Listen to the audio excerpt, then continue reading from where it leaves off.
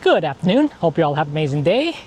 Something interesting happened the other day. I was decluttering my cell phone, and I was going through all the different photos and documents, stuff like that, trying to kind of erase all the stuff I didn't need because my cell phone memory is going like used up. So I was decluttering my cell phone, but I ran across kind of like a quote or saying that I thought, you know what, that's a really good quote and saying, and I thought it'd be perfect for this channel. I don't know about you guys, but I used to have a thing where I used to like write down quotes and like put them on like a cell phone or also on my laptop or also on my refrigerator. It's kind of like motivational, inspirational things to kind of keep me reminded of what I'm trying to pursue in life, and also kind of motivate me to pursue the good things in life. And I don't know, do you guys do that? If you do, make sure to leave a comment. Let me know if that's something that you do on your also in your life. But anyways, I stumbled across this quote, and it's not really a quote, it's more or less like a list of the 7 uncomfortable truths about life. And I'm not kidding, here you go.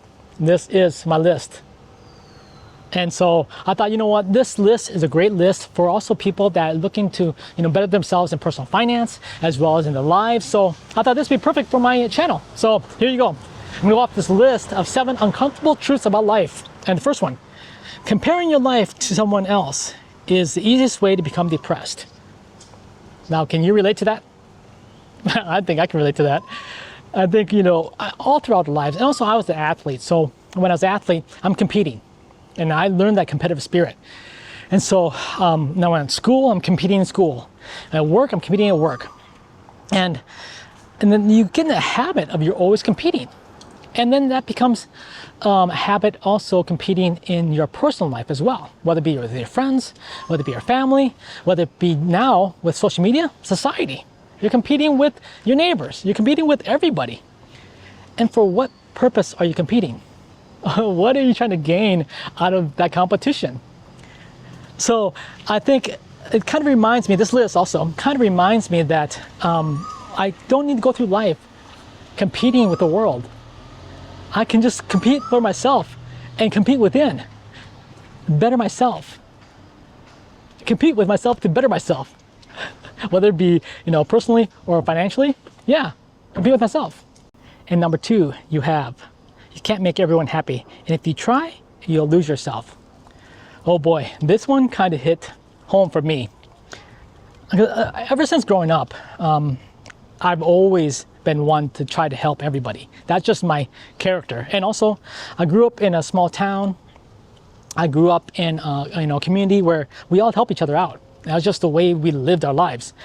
And so it was more of kind of a, I guess, norm for us, or for me, to help people. And so, when I graduated and went off, found a job, just that human characteristic, I'm always trying to help everybody. Work colleagues, also people I know, friends, neighbors. And it's help with anything. It'd be help with the plumbing, it'd be help with, neighbors, kids, school, help with, advice. I help everybody. But I've noticed also people and friends of mine that they get to a point where they help so many people that they start losing focus on themselves. They spend so much time and energy helping everyone else, but they don't take care of themselves. And sometimes, that I didn't even think about but later on in my life, where you're helping everybody else and you realize they don't want your help. And sometimes they don't want your help. And you're trying to help them and they don't want your help.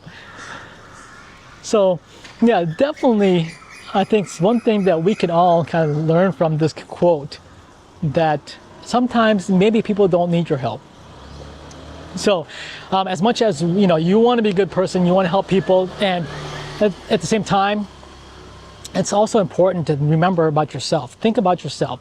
Remember to help yourself. If you want to help somebody, help yourself to become better. Better, physically, better emotionally, mentally, also financially. Yeah, if you have a lot to give some to yourself. Don't forget yourself.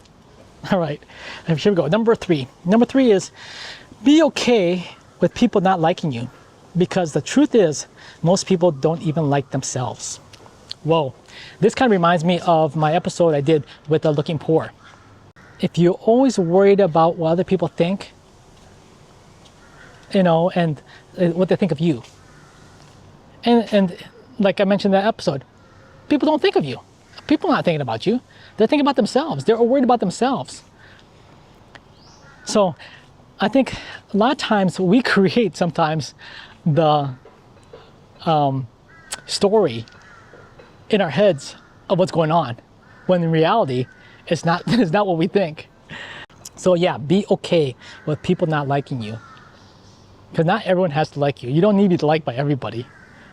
There's only a few people that I can say that I want them to like me. Is maybe my family and maybe my spouse and a couple few friends. But for the world, to like me, it's not a big deal, because not everyone's gonna like me. And as long as I'm confident within myself to like myself, love myself, and appreciate the value I have to the world, then that's all that matters, right? Okay, and number 4, the only limitation you have in this world is your mind.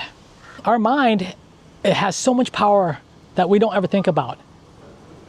And it's one of the things that we take for granted, I think, in terms of how our mind and how we think and perceive the world, how much it actually creates our reality. I know that sounds really far-fetched and kind of far out there, but yeah, it's just, if I see the world in a positive light, I tell you what, I notice all the good things. And I totally pass all the bad things. I don't see the bad things. And if I do see the bad things, I try to let it go right away, because if I keep on seeing the bad things, more bad things will happen, or more bad things will be presented to me. Be mindful of your environment. Be mindful of what you're being surrounded by. If you're surrounded by being good, then I'll tell you what, more good things will happen. If you're surrounded by bad, more bad things are going to happen. It's just the way it is, I think. So think about that next time when you're out there kind of seeing the world. Try to see the world in a good, positive light. I think good things will happen. Okay, number 5. The biggest dream killer is addiction to other people's opinion about you. That also goes in line with the number 1 and number 2. People's opinions about you.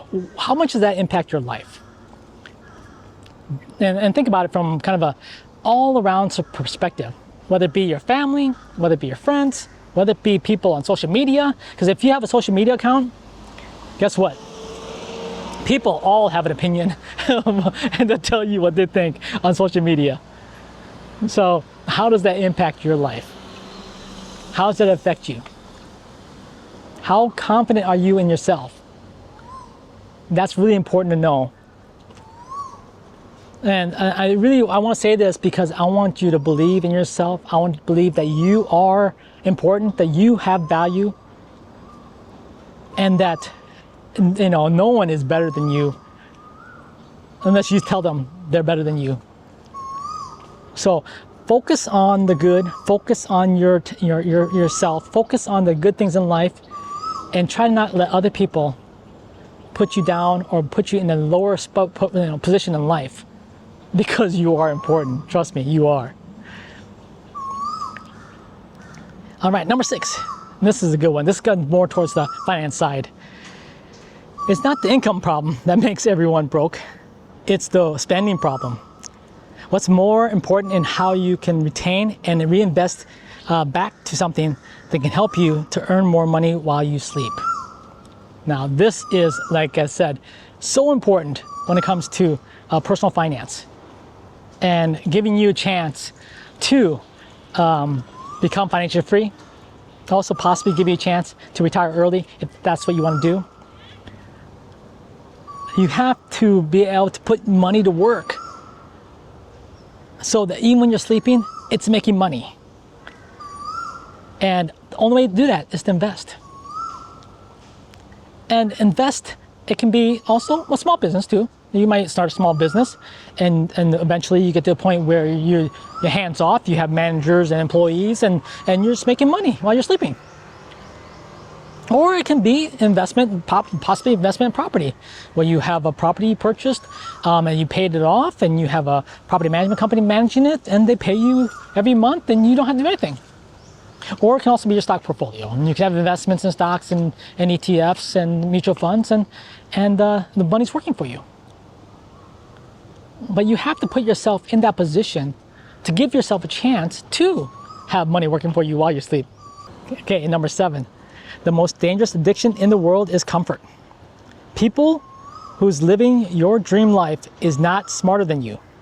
They simply are better at overcoming the fear to take the first step. And that's pretty much the way it is, right? It's about risk. They're willing to take that risk. And you may think, wow, this person,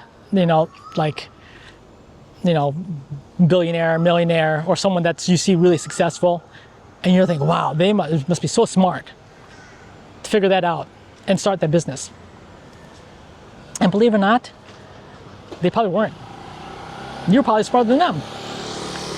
The only difference is they had, I guess, the energy and drive or the risk tolerance to take the leap of faith. And if you want to grow within your personal wealth and your finances, and you want to live a different type of lifestyle, and you want to have fortune in your future, you have to be able to have a level of risk to do that. So the next time, if you hear someone say it's too risky, or you may yourself think it's too risky, I would say, have you had a chance to educate yourself? Did you get a chance to become more knowledgeable in investing? And then would your chance or your level of risk change because you're more educated in investing? That may be the case. So don't hold yourself up on building your future, building your finances, and building your nest egg, so to speak, for your retirement because you are scared or intimidated to take risk in investing. I love this list that I have. I carry it with me on my cell phone all the time, and I have it on my laptop at home, and I'm glad I got a chance to kind of declutter my cell phone so I can show you guys this list of the 7 uncomfortable truths about life. And definitely, if you enjoy this kind of content, make sure to smash the like button. Also, feel free to subscribe and follow along for future episodes. I want to create a channel where I kind of can inspire you guys and motivate you to think about what it's like to live on your terms and to live a financial free life. That's what I want you to see. So until next time, guys, have yourself a wonderful day. Stay positive, and we'll see you back in the next episode. Bye-bye.